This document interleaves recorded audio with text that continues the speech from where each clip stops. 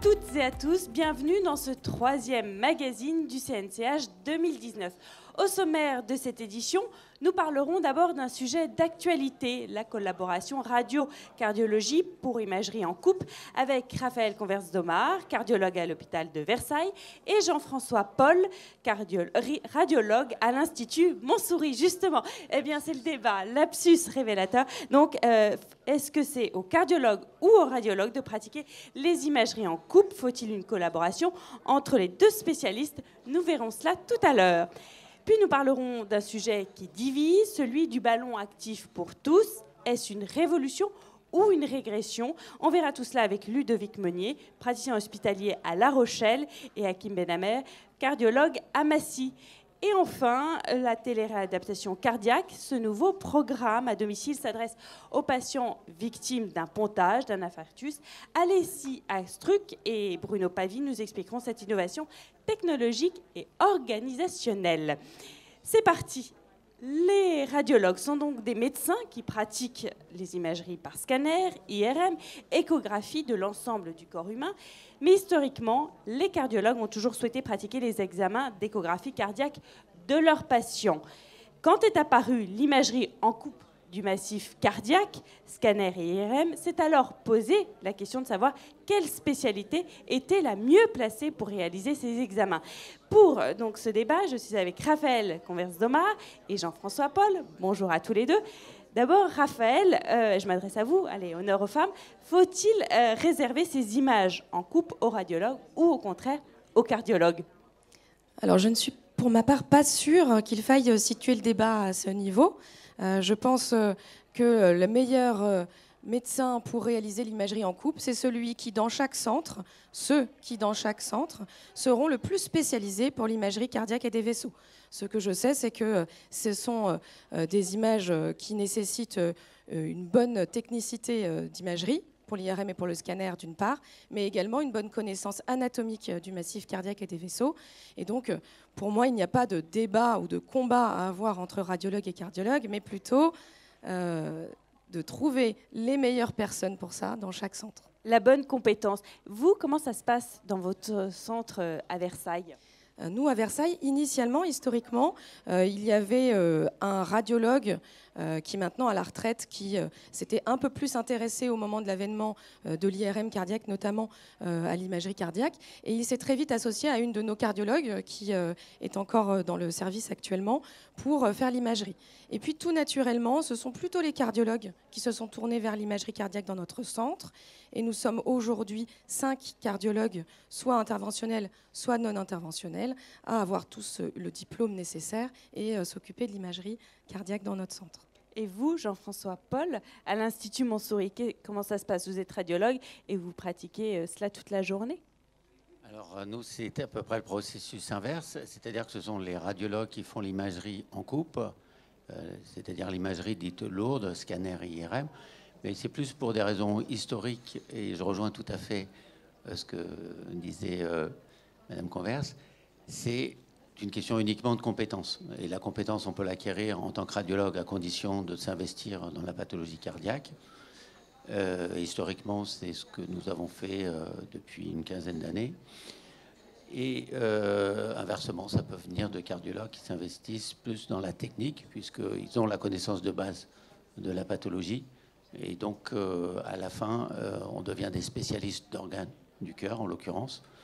Et c'est bien ça qui compte à la fin, c'est d'être précis et compétent et pour rendre service, le meilleur service possible aux patients. Il faut qu'il y ait donc une collaboration entre les deux, entre radiologue et cardiologue.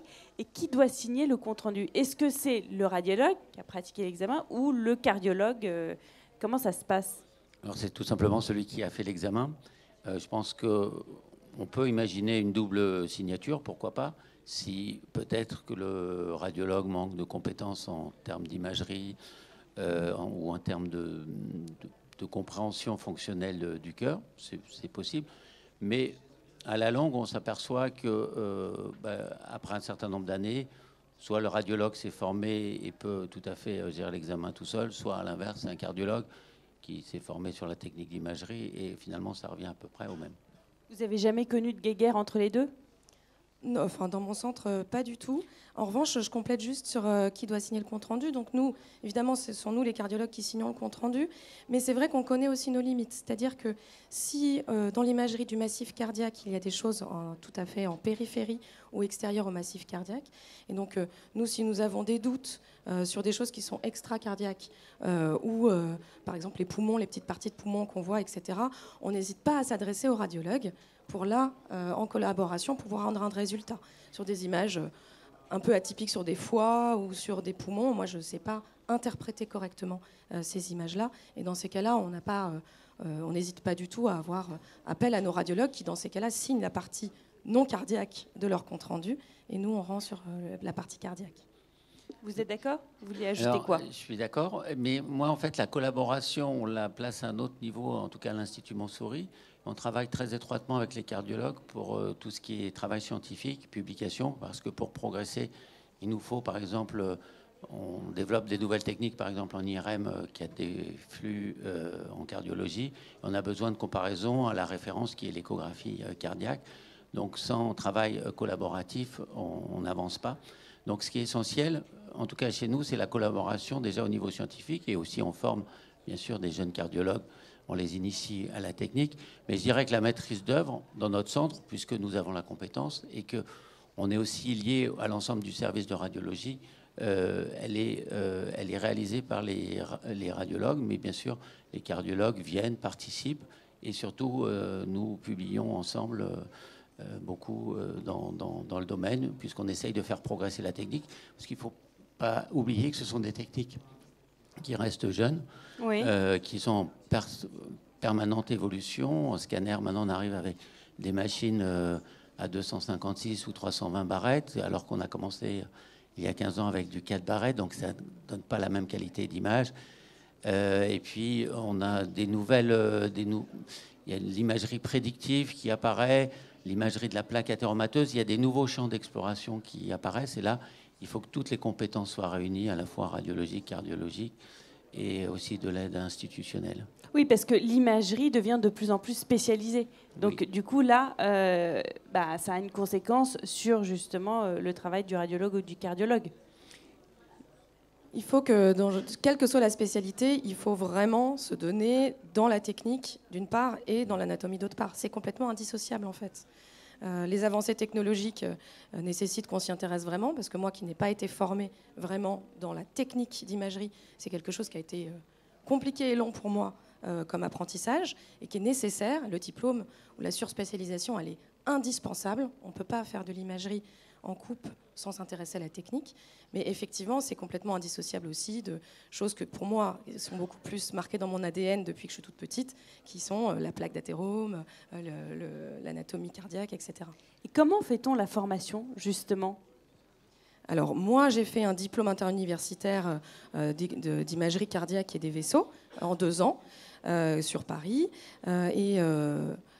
Dans la maquette des internes de cardiologie maintenant, il y a 1 année de surspécialisation en imagerie de coupe. En fait, ils choisissent, si je ne me trompe pas, à la fin de la 2e année d'internat, vers quelle surspécialité ils s'orientent en termes de cardiologie interventionnelle ou, par exemple, d'imagerie en coupe ou de rythmologie. Et s'ils choisissent l'imagerie en coupe, il y a 1 an de surspécialisation. D'accord. Un mot? Moi, je pourrais rajouter un mot, c'est qu'il faut... peut-être pour dépasser ce débat radiologue ou cardiologue, de dire qu'on devient finalement des spécialistes d'imagerie d'organes. Et à mon sens, on peut venir soit de la radiologie, soit de la cardiologie. Et à la fin, on parle le même langage. Et à partir du moment où on est compétent, on a passé un certain nombre d'années, finalement, il n'y a plus de différence. La différence d'origine s'estompe complètement. Et c'est ça qui est beau et qui fait que les guéguerres... Alors, puisque vous aviez posé la question à ma collègue, moi je l'ai connu, mais il y a 15 ans, et avec les mêmes personnes avec qui il y a eu la guéguerre, on travaille en excellente collaboration. Donc, on a dépassé ces conflits qui étaient un peu fictifs, en fait, et à l'expérience, on s'est aperçu que ça n'avait aucun intérêt. Et pour le au patient, contraire, effectivement. En plus, pour le patient, ça pouvait être contre-productif. Et que maintenant, on travaille en bonne intelligence et à chacun trouver sa place dans chaque endroit. Ça sera toujours jamais exactement la même chose, Mais c'est la beauté aussi de la médecine, c'est qu'on n'est pas... Le comportement, l'humain est très important et c'est ce qui fait la différence. C'est ce qui fait la différence. Merci Jean-François Paul. Je rappelle donc que vous êtes radiologue et merci aussi à Raphaël Converse-Zomar qui est cardiologue. Donc c'est la compétence qui prime avant tout. Nous allons passer à un autre sujet qui fait polémique, cette fois le ballon actif pour tous. Certains préconisent son usage alors que d'autres sont favorables au stent. Qui a raison? Quelle est la meilleure option? C'est ce que nous allons voir tout de suite avec nos deux invités. D'abord, Ludovic Meunier, bonjour. Vous êtes donc cardiologue à La Rochelle. Et puis, Hakim Benhamer, bonjour. Vous êtes cardiologue à Massy. L'angioplastie coronaire a initialement été faite avec des ballonnets, mais entre 2 et 10% des cas, il y avait des déchirures occlusives. Les patients partaient alors au pontage et pour stabiliser leurs artères, les sortir d'affaires, eh bien, on leur posait des stents nus. Puis par la suite sont arrivés les stents actifs au prix tout de même d'un traitement du APT, entraînant un risque surhémorragique. Et enfin, vers 2010-2012, a été mis en place le ballon actif. Il a pris son essor il y a 2-3 ans, notamment à La Rochelle, dans votre hôpital, Ludovic Meunier. D'où vient ce concept?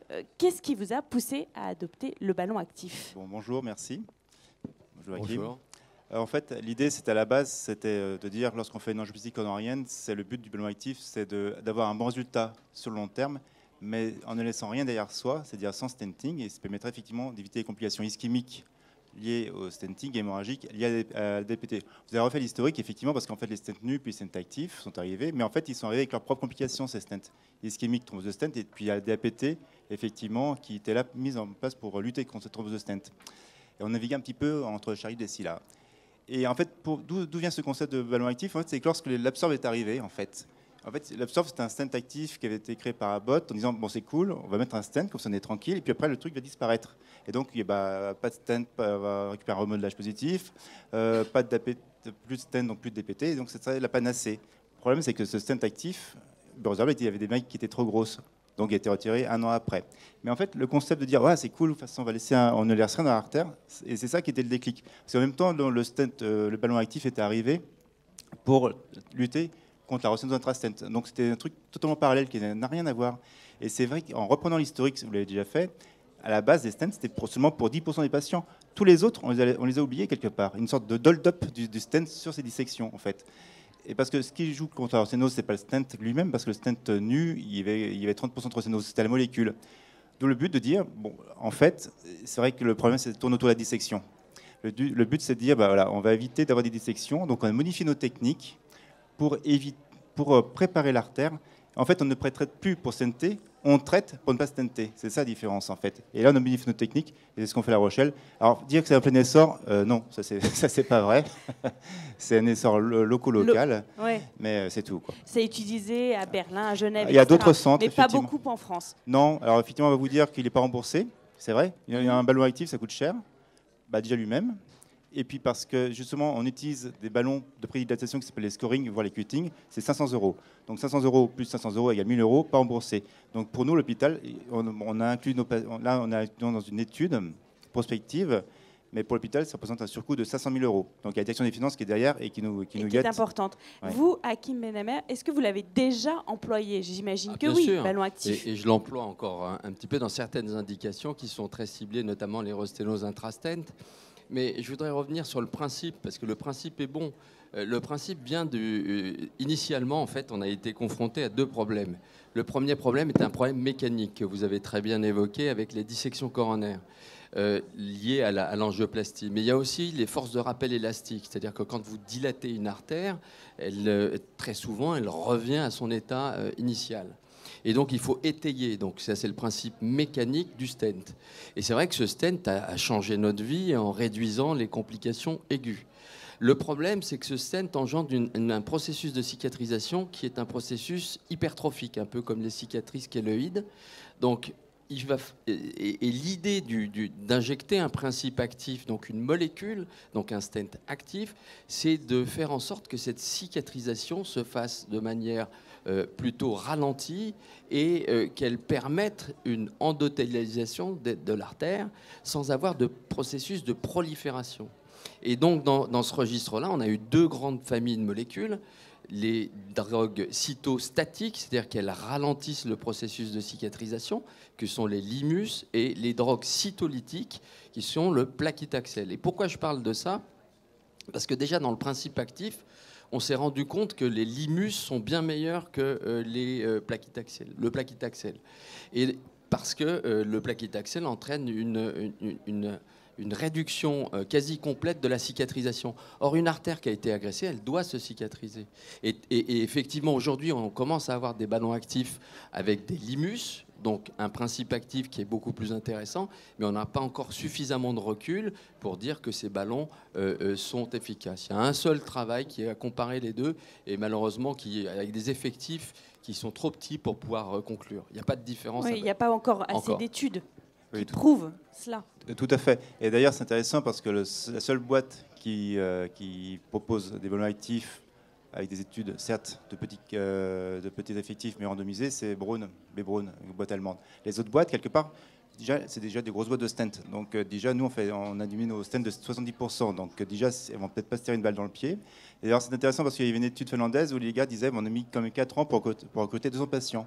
Pourquoi? Parce que les centres, ils n'ont pas envie d'y aller parce qu'ils ne connaissent pas trop le truc, il y a une appréhension.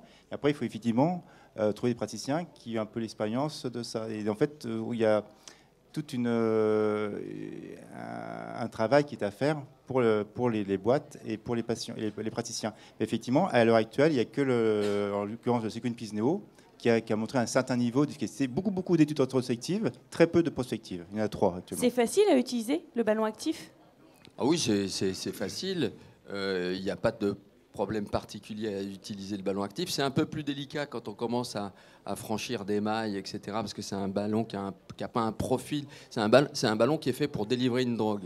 C'est pas un ballon qui est fait en réalité pour dilater. Donc il n'a pas les caractéristiques de franchissement et de traquabilité des ballons qu'on utilise dans notre pratique quotidienne. C'est véritablement une plateforme pour ramener une molécule à un endroit donné.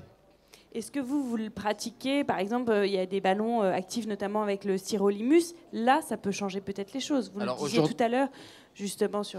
Aujourd'hui, non. Je n'ai pas encore la pratique du ballon au sirolimus, mais aujourd'hui, moi, j'utilise des ballons au paclitaxel que j'utilise dans des resténoses, dans les processus de resténose. Et aujourd'hui, on a des arguments pour dire que... associé à ces ballons actifs, il est souhaitable de... Vous savez, quand vous avez une cicatrisation hypertrophique, donc une resténose, c'est des cellules musculaires lisses, c'est quelque chose de très élastique. Donc faire que du ballon actif, parfois ça suffit pas, parce que je vous dis, ça revient.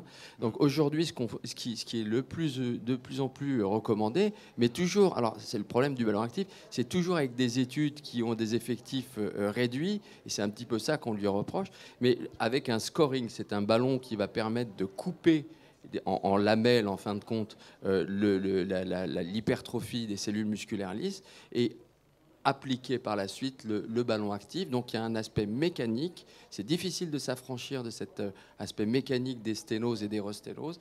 Puis une application de drogue. Peut-être que dans quelques années ou dans quelques mois, on sera amené à utiliser plus du limus que du plaquitaxel. Effectivement.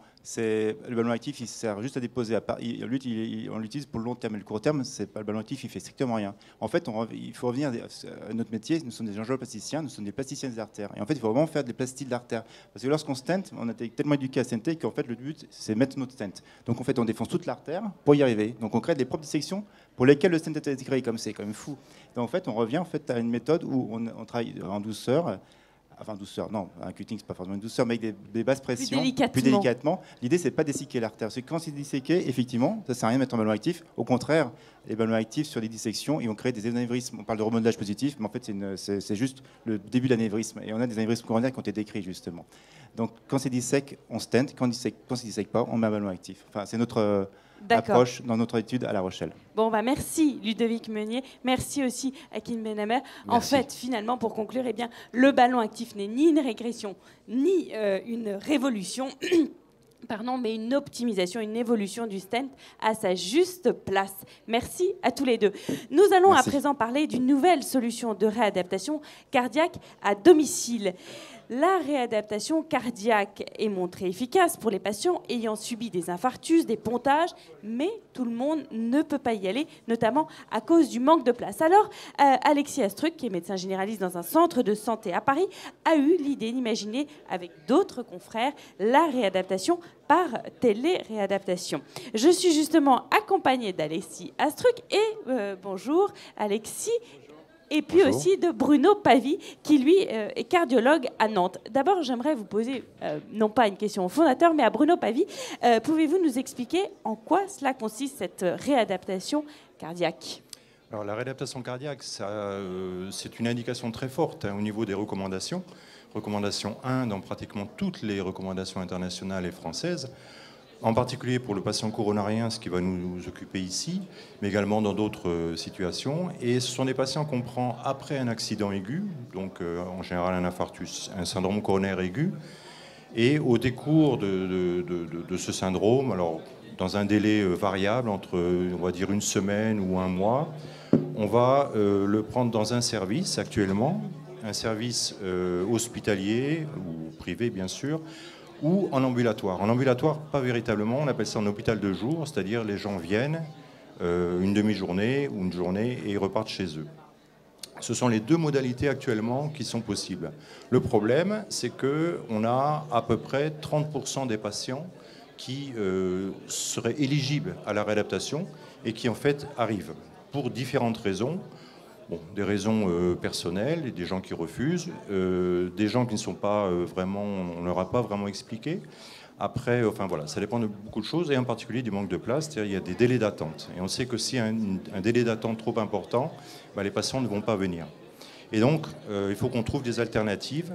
Et la première alternative possible, c'est leur adaptation à domicile, ce qui se fait dans certains pays comme le Canada, l'Australie, des pays où il y a des problèmes de distance. D'accord. Justement, vous avez créé cela. Parlez-nous de votre projet, Alexis Astruc, que vous menez actuellement. Merci. Alors, tout d'abord, en effet, là, actuellement, je suis chef de clinique à l'Université Paris 13 en médecine générale. Je travaille dans un centre de santé dans le 8e arrondissement qui s'appelle le Centre et la Santé. Et en vérité, l'idée de la téléréadaptation cardiaque m'est venue bien plus tôt, puisqu'en 2013, j'ai eu la chance de faire un stage d'interne en réadaptation cardiaque dans le service de Marie-Christine Iliou à l'hôpital Corin-Saint-Céleston d'Issy-les-Moulineaux. Et c'est là où j'ai pris conscience du problème qui était exposé par Bruno juste à l'instant, à savoir l'intérêt d'une part de la réadaptation cardiaque et l'impossibilité d'autre part de prendre en charge tous les patients qui le mériteraient. Est-ce qu'il y a justement des solutions à ce problème-là ? Alors, les solutions ont été évoquées par mon collègue, à savoir, généralement, on propose l'hôpital de jour, qui est une solution plus légère. Le patient ne dort pas à l'hôpital, il vient le matin et il repart le soir. Cette solution n'est pas suffisante parce qu'il y a aussi un manque de place, mais ça ne répond pas aussi au problème des patients qui ont un éloignement géographique des centres, notamment dans certaines provinces. Les centres sont à distance de plusieurs kilomètres, voire centaines de kilomètres, et cette solution ne répond pas à ce problème. L'autre alternative aussi, c'est tout simplement pour le patient de rentrer chez lui sans réadaptation cardiaque, avec parfois de la kinésithérapie à domicile, mais là on voit bien que c'est une solution qui n'est à nouveau pas suffisante. L'idée qui a germé très vite a été de faire une réadaptation cardiaque à distance en utilisant les technologies numériques, des objets connectés, mais aussi des plateformes pour permettre aux médecins et aux patients de faire un programme d'activité physique personnalisé à distance et ceci de façon assez moderne. Comment fonctionne justement votre solution ? Alors, la solution, initialement, nous étions partis sur une solution très technique avec d'une part un site internet pour le médecin et d'autre part une application pour le patient. Mais on s'est aperçu en discutant notamment avec les collègues réadaptateurs cardiaques qui nous conseillent sur le projet que cette solution serait finalement insuffisante. Aujourd'hui, nous avons une approche de solution hybride avec des temps numériques, on va dire, avec des sessions à distance, mais aussi des temps physiques, humains, présentiels dans les centres. Donc aujourd'hui, on est sur l'optique d'une conception d'un programme hybride qui mélange à la fois des séances à distance et à la fois des séances en centre de la réadaptation cardiaque. Et c'est supervisé par des médecins. Quel est le rôle justement du médecin là-dedans? Ah oui, alors le patient d'abord arrive dans un centre classiquement, on lui fait un bilan, un check-up complet, hein, c'est-à-dire est-ce qu'il est éligible d'abord de faire un réentraînement physique, parce que c'est ça qui pose le plus de problèmes, et si oui, est-ce qu'il est à faible risque? Bon, on a des critères pour dire, voilà, il est à risque, ou enfin plus ou moins à risque. S'il est à faible risque, nous on se dit, depuis longtemps, on se dit, il pourrait effectivement faire des choses chez lui, sauf qu'on n'avait pas les moyens de pouvoir le faire. Aujourd'hui, il n'y a pas de moyens officiels, c'est-à-dire qu'il n'y a pas de cotation pour faire ça. Et donc là, on est dans le cadre d'un article 51 de la loi de finances de la sécurité sociale, donc d'un projet innovant,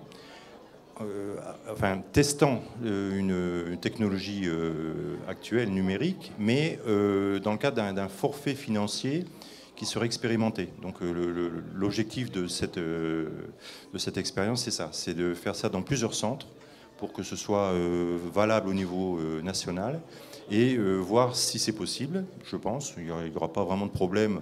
Après, c'est des problèmes technologiques. Plusieurs centres vont le tester. Ça sera déployé nationalement. Voilà, c'est tout à l'objectif. fait. Je vais rebondir sur l'article 51, puisque Bruno l'évoque. En effet, aujourd'hui, si on veut développer un système innovant comme celui-ci, il n'y a aucun financement prévu dans le code de santé publique ou dans le droit commun actuel. Les actes de téléréadaptation cardiaque ne sont bien sûr pas encore des actes officiellement intégrés et remboursés.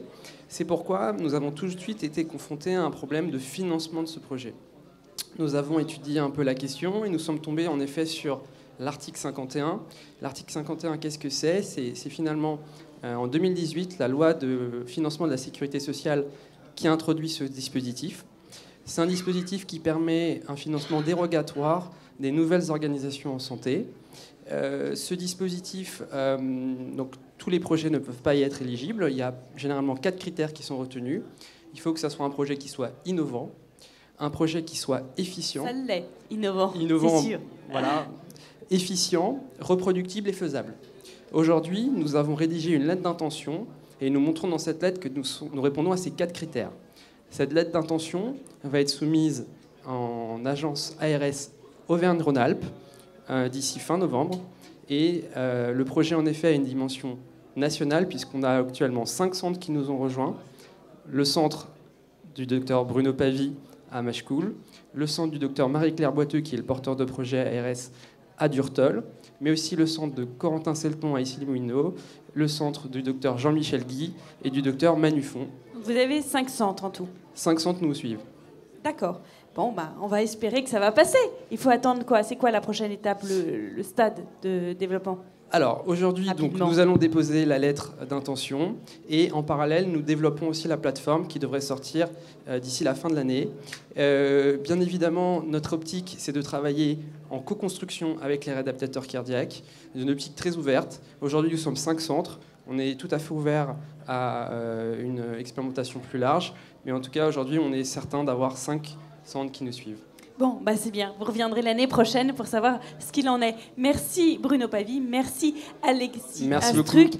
On a compris qu'en tout cas, ça permet plus de souplesse dans la pratique de la réadaptation des patients, toujours en activité professionnelle, et de maintenir l'activité au-delà d'une réadaptation immersive. C'est la fin de ce 3e numéro du magazine d'une CNCH 2019. Merci à tous de votre fidélité.